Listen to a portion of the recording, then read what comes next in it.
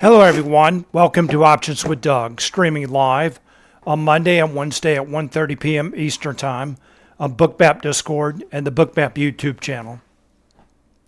Before I get started, I need to go through the disclosures. General disclosure, all Bookmap limited materials, information, and presentations are for educational purposes only and should not be considered specific investment advice nor recommendations. Risk disclosure, trading futures, equities, and options involves substantial risk of loss and is not suitable for all investors. Past performance is not necessarily indicative of future results. Here's my contact information. The best way to get in touch with me is through Discord. My name on Discord is Doug P. Also in Bookmap Discord, there's an Options-Jug chat channel. You can post questions and comments and content related to the topics of my question, the topics of my presentation, and the topics of the channel that I'll go through in just a moment. I'm also on X. My name there is @Pless. Here are the key tenets to my approach of trading. And for those of you who have seen my webinars many times, please bear with me. I'm not sure if anyone is new here, but I need to cover the basics of my approach to trading. It is different from many others, and I want to make sure everyone understands what I'm talking about. So here are the key tenets to my approach to trading. I believe that options trades and market maker hedging activity are key drivers of price in many stocks and futures. That certainly applies to the large cap tech stocks like the Magnificent Seven stocks, as well as the equity index futures like the S&P 500 and the Nasdaq 100. And for the S&P 500, SPX is the underlying index, SPY is the ETF version of that index, and the ES futures contract is a derivative of SPX. And when traders buy and sell puts and calls in SPX and SPY, market makers take the opposite side of those trades and they hedge their delta exposure with the ES futures. And for the Nasdaq 100, NDX is the underlying index, QQQ is the much more liquid ETF version of that index, and the NQ futures contract is a derivative of NDX. And just like the S&P 500, when traders buy and sell puts and calls in NDX and QQQ, market makers take the opposite side of those trades and they hedge their delta exposure with NQ futures. The focus of my presentation today and the focus of the Options-Jug chat channel is options order flow, the impact of options markets on stocks and futures, and the influence of market maker hedging flow on price action. I have a two-step process for trading, and the first is planning, and I use positional analysis. I look at how traders and market makers are positioned at the options market and how those positions change from day to day to develop a thesis regarding the expected trading range and volatility for the day, as well as a directional bias. And the second step in my process is execution. I look at real-time order flow in Bookmap and real-time market maker hedging flow in Spotgamma Hero to confirm my thesis, and for setups. And when I talk about setups today, I will be focusing on an underlying asset. Setups in that asset can be taken with futures contracts, shares of stock, or options, depending on the asset as well as the way you like to trade. And I will certainly be going through this process today. Questions and comments are welcome, and I will be watching both the Options-Jug chat channel as well as the chat and YouTube for your questions and comments. Please feel free to post. I'll do my best to answer your questions. Here's my agenda for today, Monday, August 18th.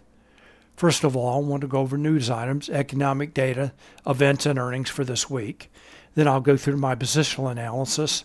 Then I'll review some setups earlier today. And then I'll take a look at the live market. And when I get to the live market, if anyone has any stocks they want me to take a look at, please let me know. I'll be glad to do that. All right, let's get started with news items. And I'm going to go to the events calendar on the Spotgamma dashboard home screen. You can find the same information many other places. All right, so really there's not a lot of economic data out today. Note there are a number of retail stocks are reporting earnings this week. Home Depot, Lowe's, Target, Walmart. Also, Palo Alto Networks reports earnings after the close today. All right, then starting tomorrow with economic data. 8:30 a.m. Eastern Time, building permits and also housing starts. And then on Wednesday, 2 p.m., FOMC minutes come out. That's after the most recent FOMC meeting. And then also note that Wednesday is the VIX expiration, and that happens at the cash open at 9:30 a.m. All right, then on Thursday, there's some S&P Global PMI data out at 9:45 a.m. Eastern Time, and then at 10 a.m., existing home sales. And then the big event of the week is Jerome Powell speaking at the Jackson Hole Symposium on Friday at 10 a.m. All right, so again, that's the big event of the week happening at 10 a.m. on Friday. All right, let's move on to positional analysis. I'm going to start with the S&P 500. This is the ES Futures and Bookmap, and really not a lot to see here. Really choppy session, very narrow range, and we'll talk more about that in a few minutes.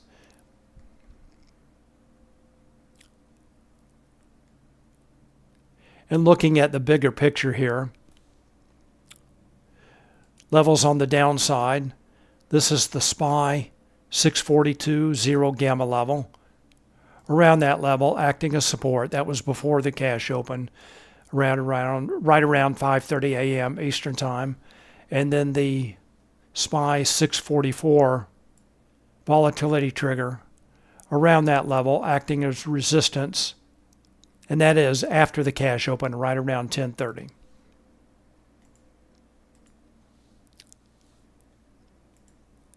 And note, SPX was trading in a positive gamma zone earlier today. We'll take a closer look at that in just a few minutes.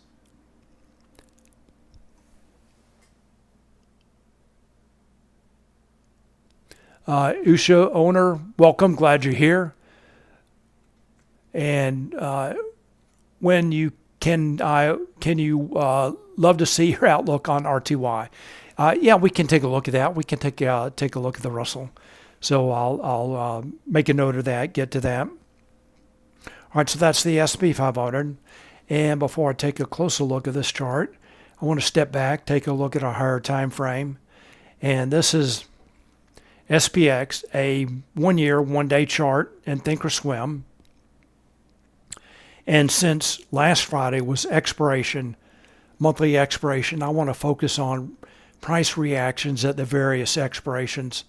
Starting with February, this is when the big correction began this year. February expiration, those vertical lines may be a little bit difficult to see. I'll point at those. And then the reversal began in between the March and April expiration. There's a little bit of correction right before the April expiration, and then the rally continued. And remember, the low was right around 4,800 for SPX. And then after the May expiration, there was a little bit of a pullback. A little bit of a pullback before the June expiration. Rally resumed and continued right through the July expiration. Then there was a pretty big correction or pullback in between July and August. So now August expiration was again last Friday. So we'll see what happens. Most of these options expirations after this reversal higher were call dominated. Typically on a call dominated options expiration, as that positive gamma supporting the market expires, you expect a little bit of a correction, a pullback. So we'll see what happens after the options expiration last Friday, the August expiration. All right, let's move on. Let's take a look at a little bit shorter time frame. And we'll see what happened here in just a few minutes. So let's go back now to a 30-day, 1 hour chart.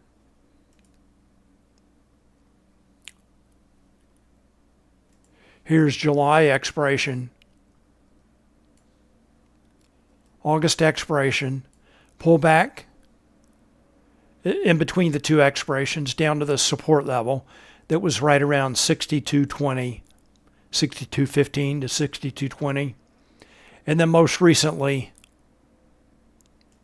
this very narrow consolidation with around the SPX 64.45 volatility trigger on the downside. That's this level right here. It looks like that level is definitely being challenged today. All right, speaking of levels, let's take a look at the levels on this chart. And I'm going to start with the expected moves. This is based on the options market, based on the closing price for SPX from last Friday. Those levels remain in place the entire week. And SPX trading almost in the middle of that zone. Again, very narrow consolidation, not much movement today. Now, it does look like there's a little bit of a downtrend that began last Friday. We'll take a closer look at that in just a minute. Then the dashed blue lines are showing the lower and upper daily expected move, also based on the options market, based on the closing price for SPX from Friday. And those levels do change every day, and I do post these levels in Discord every day the evening before, and I post the expected moves for SPX, ES, and NQ, which all calculate independently.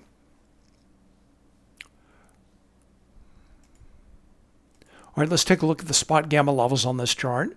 These are shown with the dark red lines. They're based on gamma-weighted open interest. They're provided to spot gamma subscribers on a variety of trading platforms. Again, this is Thinkorswim, a 30-day, 1-hour chart.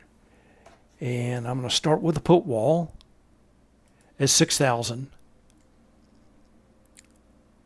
And the put wall is a strike with large net negative gamma. It can be expected to act as support. And that is also the absolute gamma strike. That's a strike with large absolute positive negative gamma. So that's where most of the gamma-weighted open interest is concentrated. Note that level was at 6,500 on Friday, so it dropped down substantially, back down to 6,000 where it is held for quite some time. All right, next level up is the volatility trigger that I mentioned before. That is Spotgamma's proprietary volatility and gamma flip level. Below that level, market makers' position on the gamma curve is negative. In a negative gamma environment, market makers have to trade with price to hedge their delta exposure. That tends to enhance or increase volatility. And above that level, market makers' position on the gamma curve is positive. In a positive gamma environment, market makers have to trade against price to hedge their delta exposure. That tends to subdue or decrease volatility. And this is based on Spotgamma's older model, their legacy model. And we'll take a look at a view of gamma based on their newer synthetic open interest model with Trace in just a couple of minutes. And then finally, the call wall remains at 6,500. That's a strike with large net positive gamma, and that can be expected to act as resistance. And note, if price does start to move up, that would be the next major target up above, the 6,500 call wall. All right, so again, shifts in levels, the absolute gamma strike shifted lower. All right, let's wrap up our view of SPX with a 1-minute chart.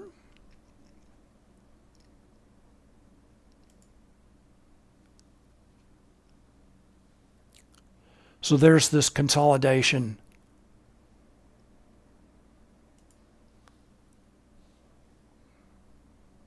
that began last Wednesday,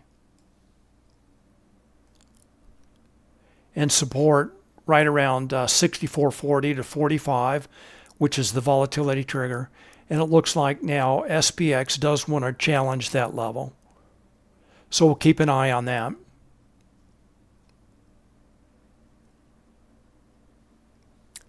And then let's take a look at SPY.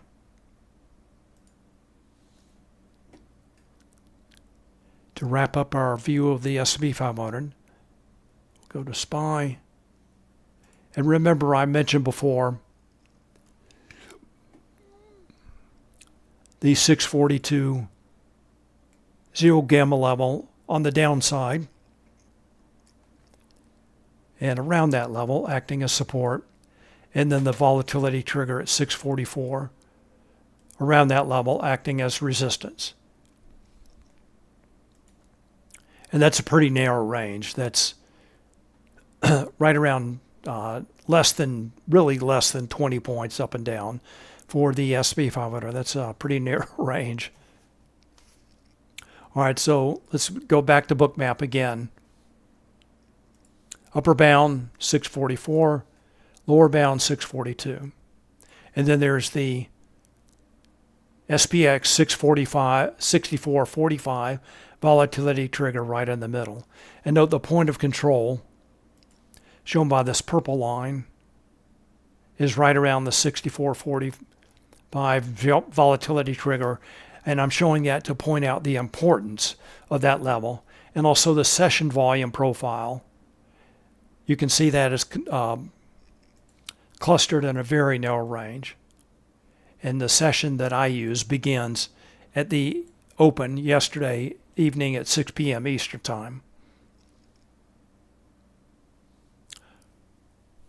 All right, so that's the S&P 500. And for SPY, shifts and levels, the volatility trigger and put wall both shifted higher and the call wall shifted lower. All right, let's move on to Nasdaq. This is the NQ futures and Bookmap. Pretty similar, very narrow trading range. Let's take a look at the underlying index charts. I'm going to start with QQQ.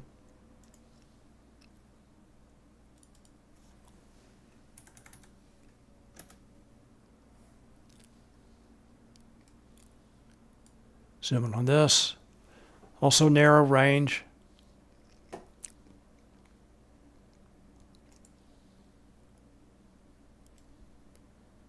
And key level here is the 576 volatility trigger and 0 gamma level. And sometimes acting as support, sometimes not.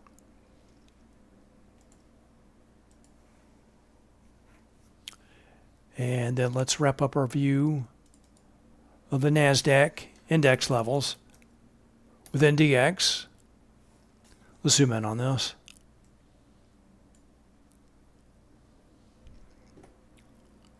So Nasdaq levels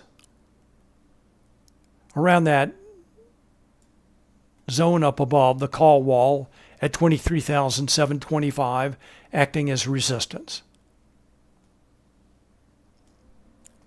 And now NDX trading below its volatility trigger at 23,710. All right, so Nasdaq levels in play.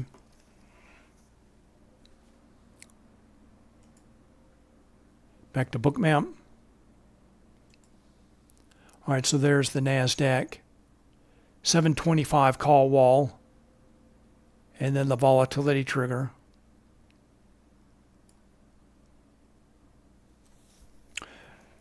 All right, shifts and levels for Nasdaq. For NDX, volatility trigger shifted higher, put wall shifted lower, call wall shifted lower. And for QQQ, the volatility trigger shifted lower, put wall higher, and that's it. And note, I forgot to mention on SPX, it's the same for Nasdaq, that there is a difference in price between ES and SPX. And today it's right around 20 points. So that ES to SPX offset is right around 20 points. So I show SPX 64.45, the volatility trigger, at ES 64.65. And note, I do post those index relationships that I'm using every day in Discord in the Options-Jug chat channel. And same for NQ. Today that NDX to NQ offset is 85 points. And we'll take a look at setups in just a few minutes. All right, let's wrap up our positional analysis by taking a look at Gamma. And I'm going to go to the trace tool available to Spotgamma subscribers. This is the Gamma heat map in trace. It's updated every 10 minutes. Red shading shows negative gamma. Remember, negative gamma, we're looking for faster movement and more trending price action. And then our positive gamma, we're looking for narrow trading range, more mean reverting price action. Let's step back in time a little bit. Actually, I'm going to zoom in just a little bit here. Step back in time. Let's go back to about 10 a.m. So note at 10 a.m., SPX in a slightly positive gamma zone with a little bit of red shading, negative gamma up above, and plenty of support, positive gamma support down below. So we'll step through time now.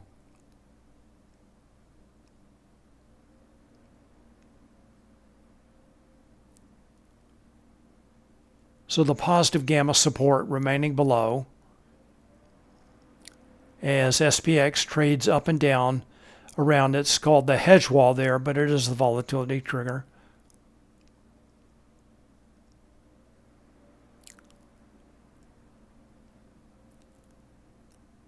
All right, stepping through time.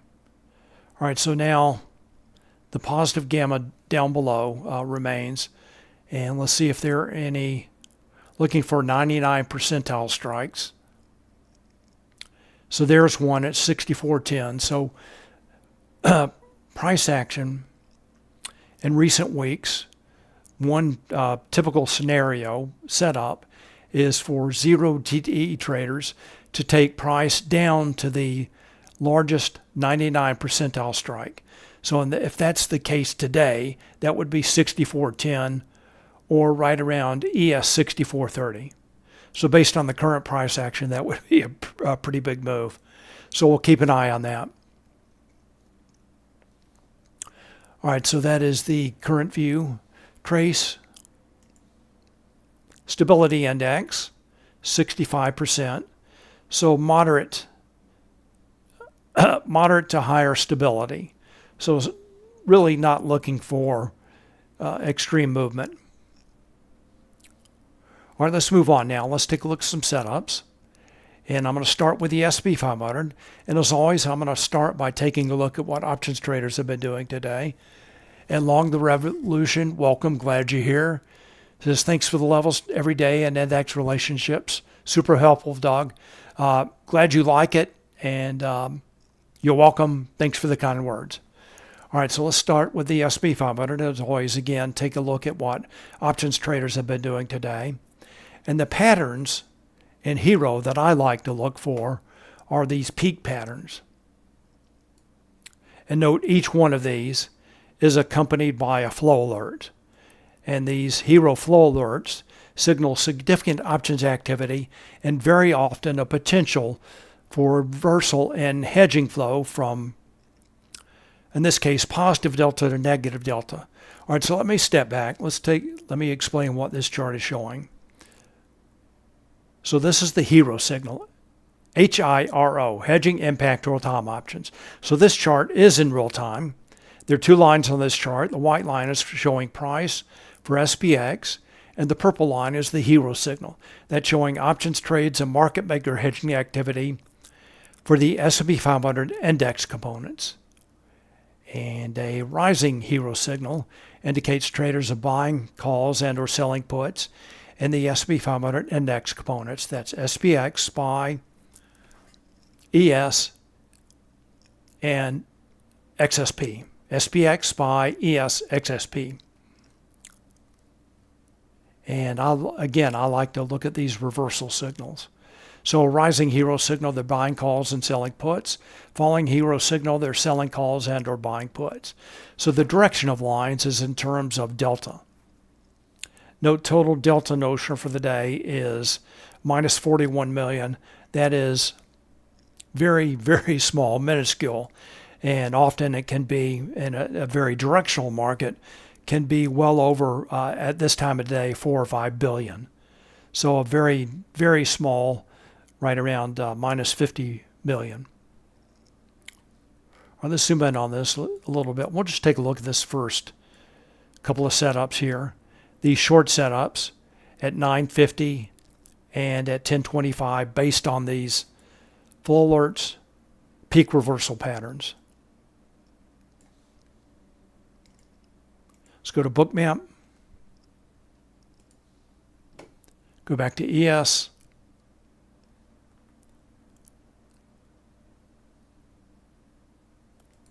Zoom in on this.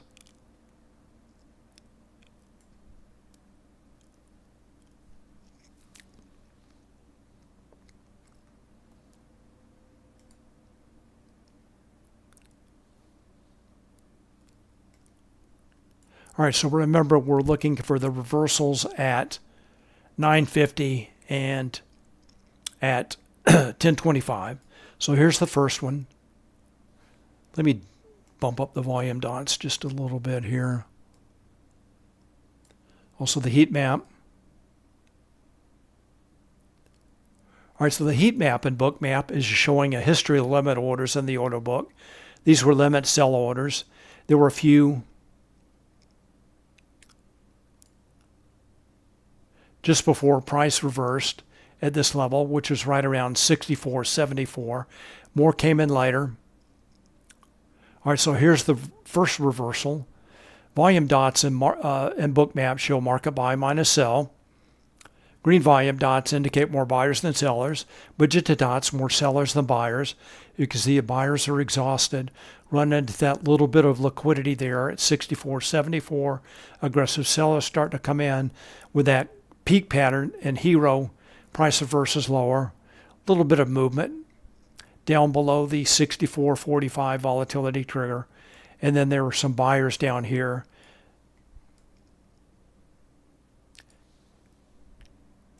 Catching price as it fell and helping the price move higher, helping price to move higher.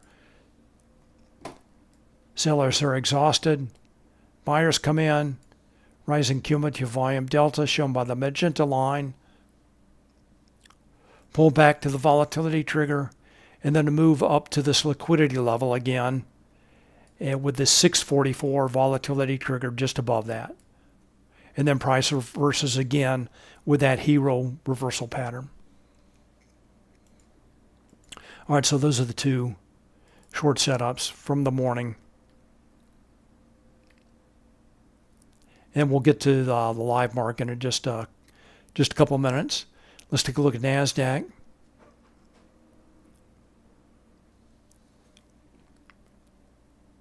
And by the way, for the S&P 500, there's another signal that we can take a look at.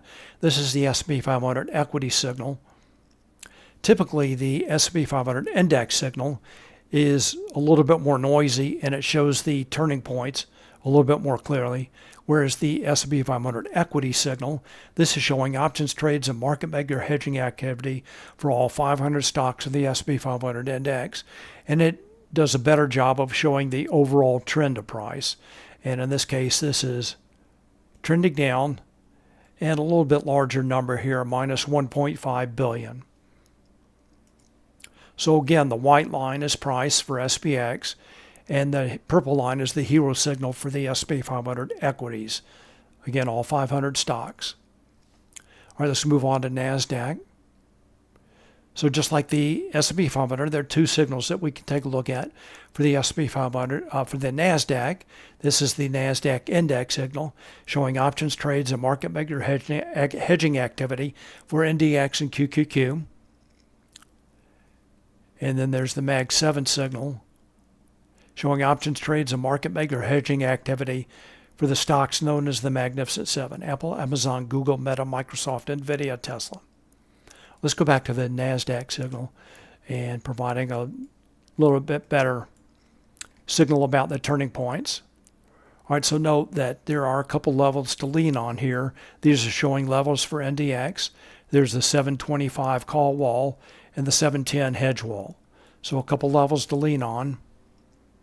This first setup was not quite as clear, around 935 to 945, 950 as the S&P 500. Let's go take a look at Bookmap. And this one at 1025 was very clear peak. Zoom in.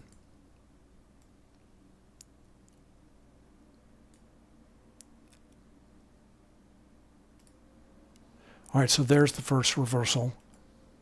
Hero signal not quite as clear, but NQ making a nice series of lower highs, and then breaks down as that price makes a final test of the volatility trigger. This cluster of levels right here. And then there's the second test. And you can see the aggressive sellers start to come in. Price breaks down below the call wall,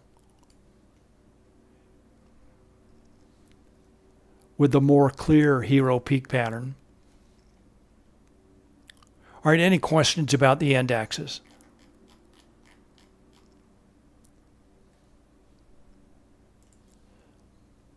Multiple peak patterns. This one was the best. Another one right around 1230. Most recently right around 130. Looks like the hero signal is now moving lower. And looks like Nasdaq is responding. Let's take a look at Mag 7.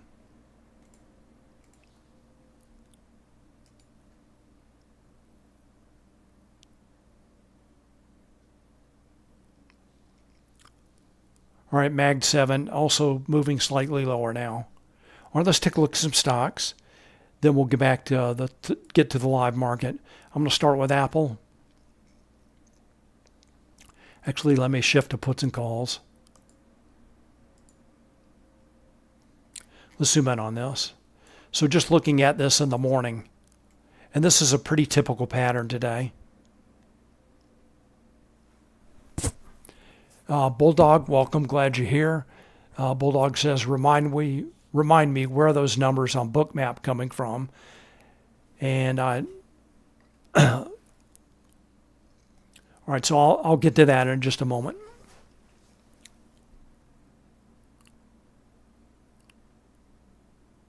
Bulldog, I understand what you're asking. I'll get to that in just a minute. Let me get back to Bookmap. All right, so looking at this in the morning, looking at Apple, this looked like a mild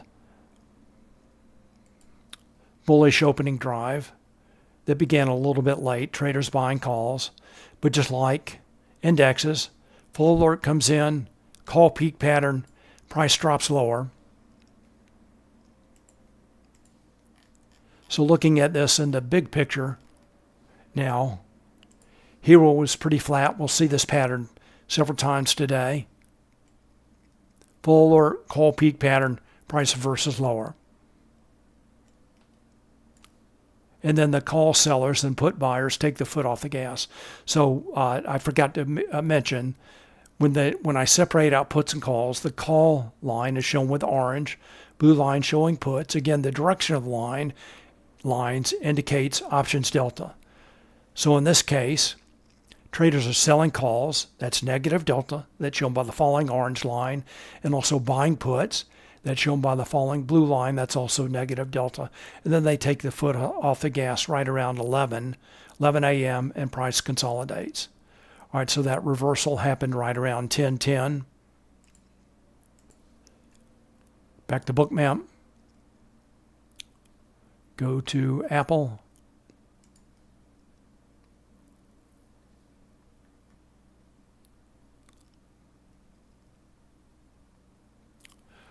All right, Bulldog, I assume you're asking about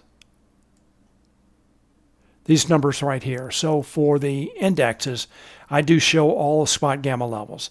And the levels on Spotgamma, I get those from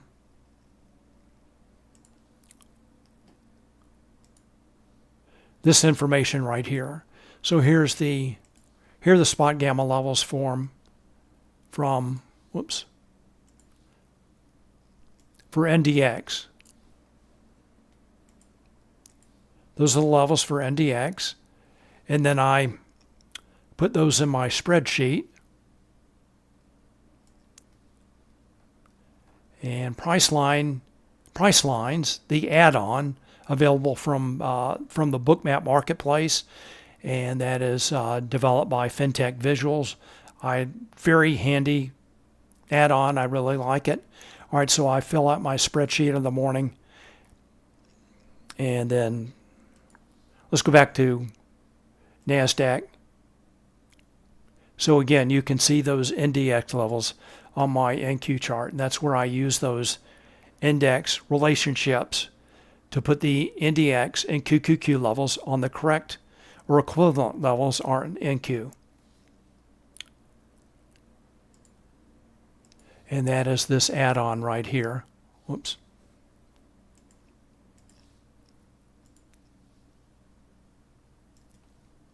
It's a price lines add-on. So that's how I show the levels.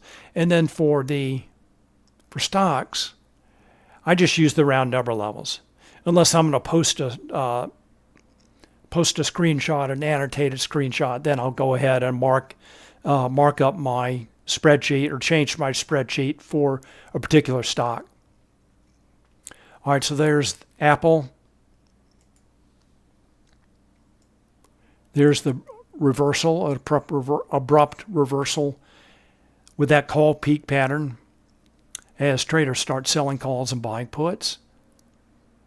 After the brief opening drive, and Apple trades down close to the 230 level.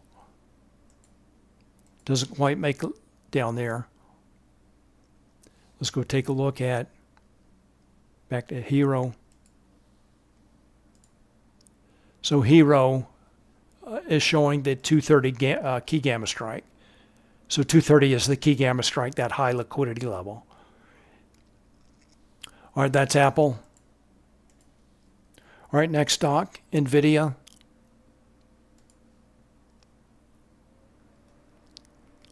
Kind of an interesting pattern here. Kind of a weak opening drive. Full alert comes in just after the cash open, gets your attention. And then in this case, there really wasn't a peak, but the call buyers just kind of roll over. So they take the foot off the gas. NVIDIA makes a high. And then they start selling calls. So in this case, the call sellers look like they're following price. So that's NVIDIA. Let's take a look at, let's zoom in on this just a bit so we can see a closer look at what was happening in the morning. So I think it's pretty clear here by around 10:30 that the call buyers had left the building.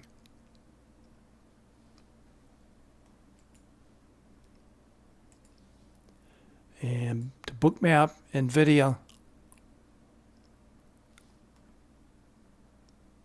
So NVIDIA, one of the market darlings that was showing a little bit of weakness this morning. We'll see another stock that was very weak this morning. I did post that in Discord.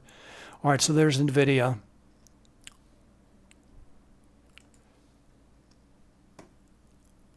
Kind of similar to Apple, except the opening drive lasted a little bit longer before the reversal.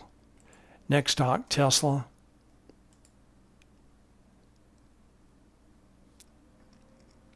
And Tesla often does its own thing, and Tesla acting bullish today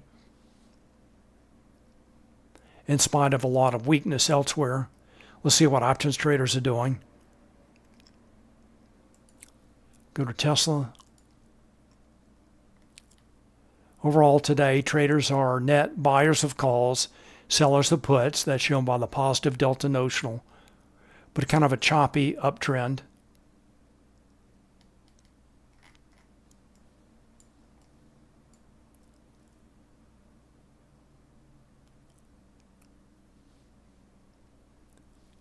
So there's Tesla. Let me open up Market Pulse.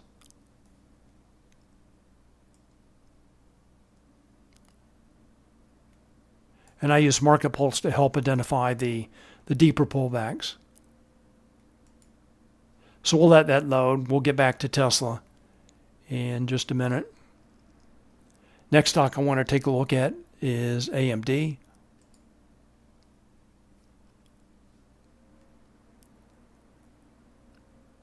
Similar to Apple, brief bullish opening drive and then reversal. Let's go to Hero. Go to AMD. Another market darling. And this is pretty clear.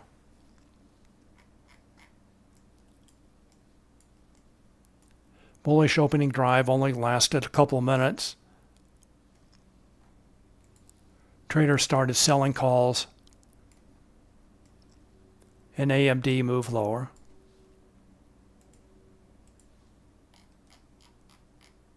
Then they took the foot off the gas right around 10:50, and AMD consolidating. Oops.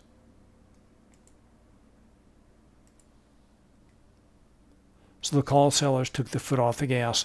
Looks like they're buying a few calls now, also selling a few puts as AMD tries to recover. But in a pretty narrow range between 175 and 176. All right, next stock, Robinhood. Bearish morning, but the dip buyers can't let Robinhood go lower.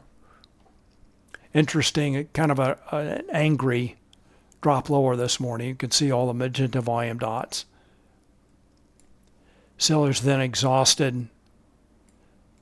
More green volume dots, buyers come in. And Robinhood now buck up above the opening print that was right around 113. So let's see what options traders are doing.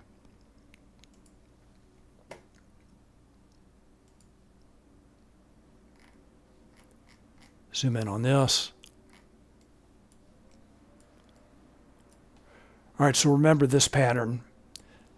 In Apple, for example, kind of a lackluster opening. The normal Monday morning call buyers had left the building.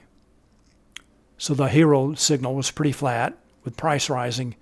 And then finally, price dropped lower as traders started selling calls and buying puts. Call buyers left the building. Then the call sellers and put buyers come in. Price drops lower.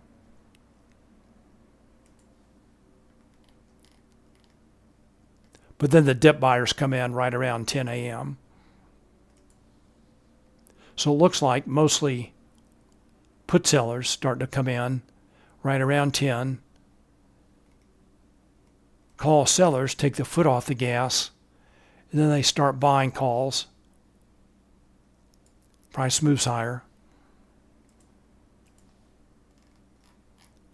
All right, so again, remember this pattern, kind of a lackluster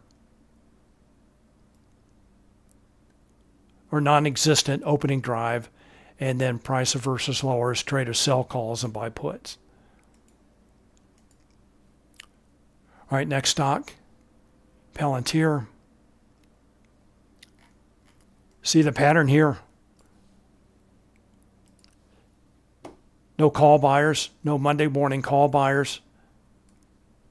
Price drops, and very, very nice reversal. Nice level to lean on, the hedge wall, which can often act as support or resistance. In this case, resistance. Price versus lower. Traders start selling calls, buying puts. And market darling Palantir falls, and so far has not been able to recover, unlike Robinhood. Let's zoom in on this.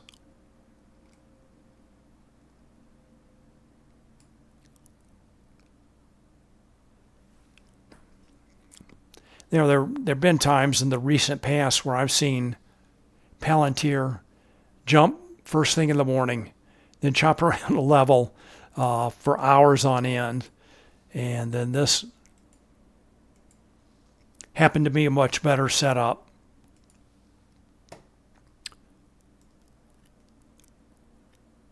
No call buyers. Call sellers start to come in, put buyers. A larger magenta volume dot, more sellers come in. Price breaks below VWAP and heads down toward the liquidity at 174, 173, 172. Those are limit buy orders in the order book. and price is consumed. Those orders are consumed at each level. All right, that's Palantir. Now struggling to recover, unlike Robinhood. All right, next stock I want to take a look at is UnitedHealth. Remember, this was in play last Friday. As news came out, Warren Buffett's filings came out that he had taken a large position in Robinhood, and it rallied pretty strongly on Friday. I did post that. That's set up in Discord. And the price action was pretty choppy in the morning on Friday, just like today. So let's see what options traders are doing.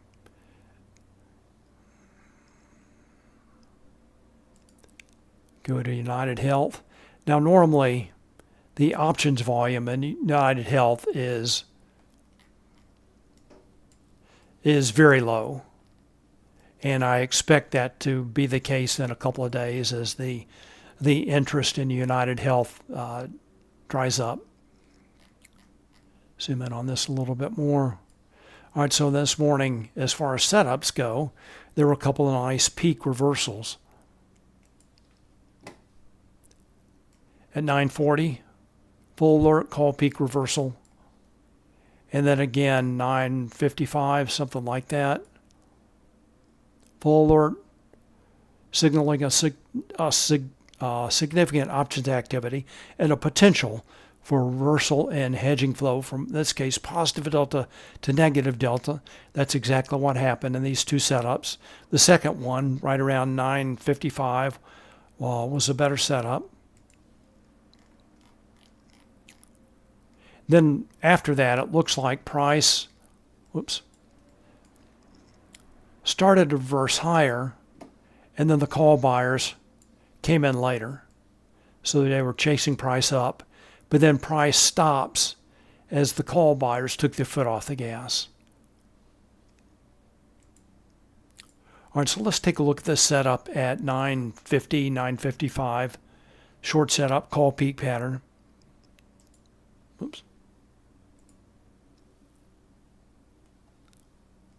Zoom in. We'll take a look at the two of these setups. So normally with stocks, I've talked about this many times. A couple of ways to play these. First of all, get in on the bullish opening drive, or watch for the call peaks, the reversals, or the call exhaustion to take a negative delta position or a bearish position. So here's that first reversal. Again, buyers are exhausted. Some sellers start to come in. Price reverses lower. And then price reverses higher. This is pretty clear here. Sellers are exhausted. Buyers come in. And then there's this later setup as the call line flattens out. Call buyers that had helped fuel the latter move, the latter part of that move higher, were exhausted. So ways to play these reversals are selling stock, buying a put, or better, buying a put spread, selling a call spread. Definitely the better play for the second reversal, the call exhaustion pattern. Well, let's take a look at Tesla. I opened up Market Pulse. Let's zoom in on this.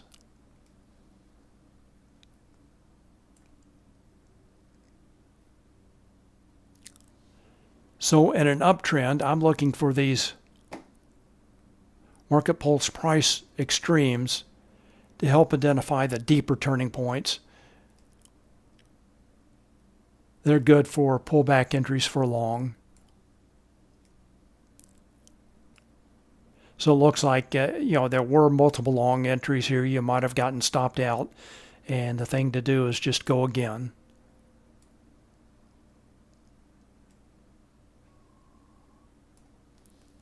And the primary target there was the 335 level.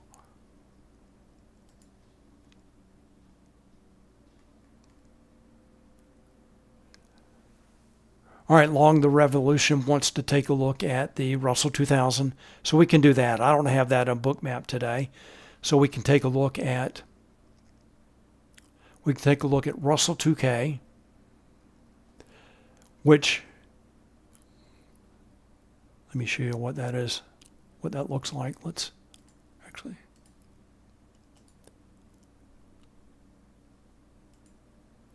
All right, so that's showing options trades and market maker hedging activity for the Russell 2000 index components. That's run in IWM. So this is what I look at for if I'm trading, whether I'm trading RTY, RUT, or IWM. Let's go back to full screen. All right, so you can see for today that traders are buying calls. That's shown by the rising orange line, and also buying puts. Let's combine the lines. It should be pretty flat with a couple peaks. Looks like some institutional orders, bullish and bearish. So in the morning,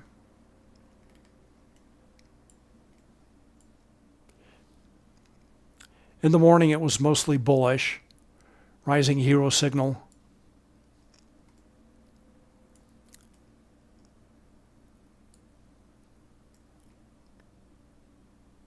So in this bullish opening drive, you're looking for the deeper pullback. So there you go. As the hero signal was rising, traders taking positive delta positions and pullbacks in a long entry. They take the foot off the gas and time to get out of your longs. So Long the Revolution. Hope that answers your question. All right, Bulldog asks, what Bookmap indicator was that on Tesla? So let's go back to that. That is the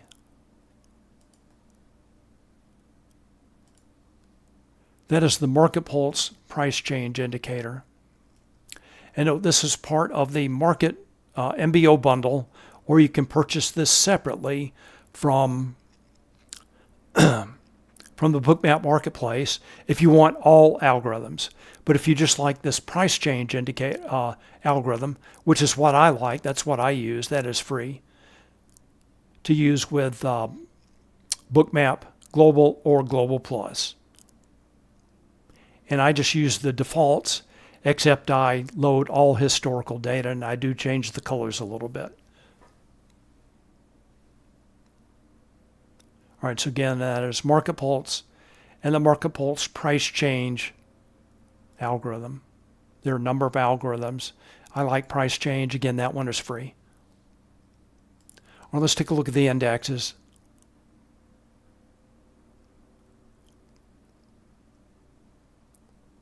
So S&P 500 still in that very narrow range, just below the 64.45 volatility trigger.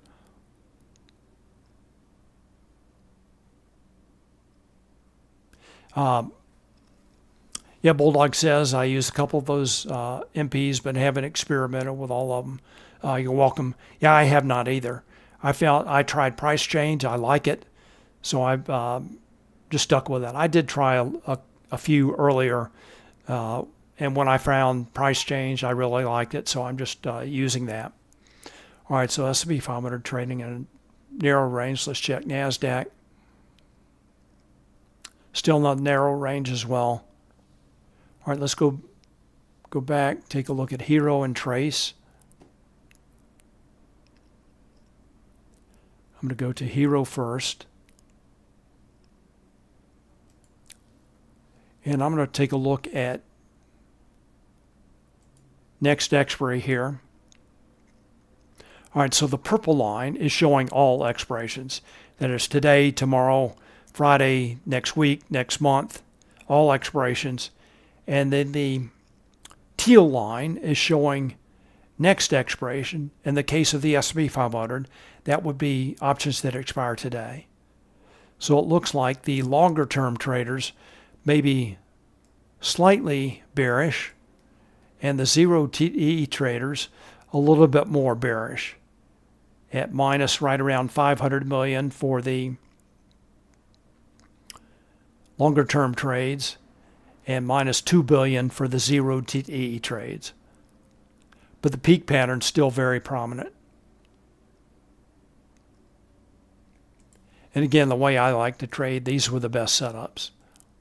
Full alert, peak pattern, bearish reversal. Full alert, peak pattern, bearish reversal. 4 of these today so far. And to me, that's a very clear signal. All right, let's take a look at Trace now. So again, recent pattern has been for 0 TTE traders to move price down to the largest 99 percentile strike. And that is at 64.10, although the gamma, positive gamma at that level has diminished. So 60 minutes ago it was 48 million, 30 minutes ago 52 million, and then 10 minutes ago just 31 million. So that is shrinking, gamma shrinking, and that is to be expected as price stays above and those options start to lose value. So this is market makers' position. So that is traders short puts, market makers long puts. Positive gamma. And a big positive gamma support zone down below. So SPX would potentially have some trouble getting through all that down to that level. Well, let's take a look at Charm, which is showing buying and selling pressure based on time decay.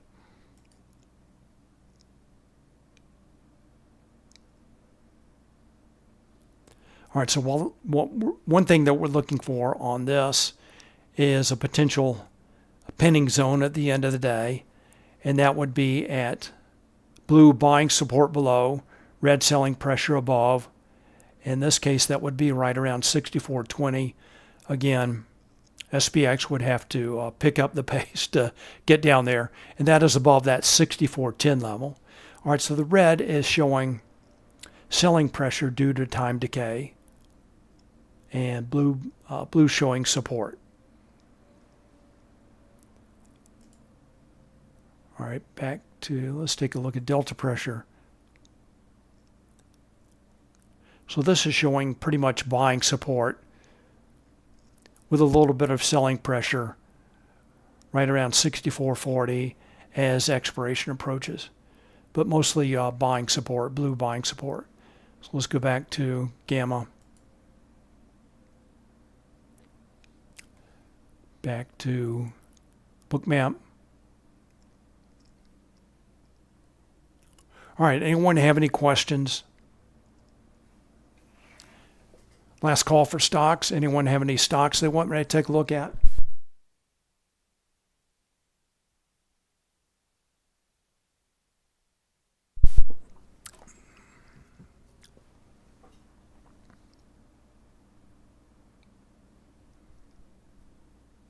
Let's check Nasdaq.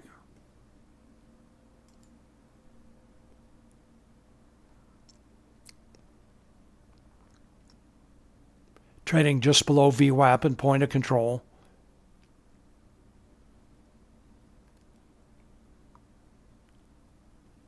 Let's Edmund, welcome, glad you're here. Wants to take a look at ENPH. I used to know what that was. I don't have it in Bookmap. We can take a look in Hero. Is that in phase?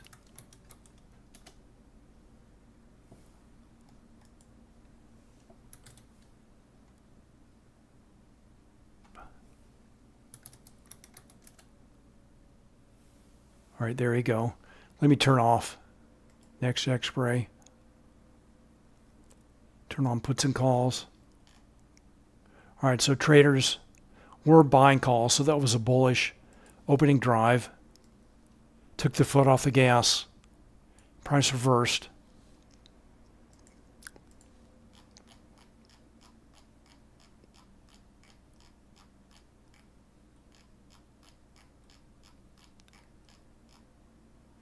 And Yusha owner explains zero gamma on hero. All right, so zero gamma, if there's a zero gamma level here. All right, zero gamma is the level where there's no gamma. So based on their older model, Spotgamma's older model, that's where gamma would actually shift from, let's see, moving down the gamma curve from positive gamma to negative gamma, moving up the gamma curve from negative gamma to positive gamma. And that is a little bit separate from the volatility trigger. Sometimes it can be in the same level, sometimes a little bit different. And the volatility triggers where market makers' hedging activity would shift. So if you want more information on zero gamma, just go to spotgamma.com and you can go to the free help resources. Shift back to total. So another, again, a choppy day in the S&P 500. So let's wrap this up.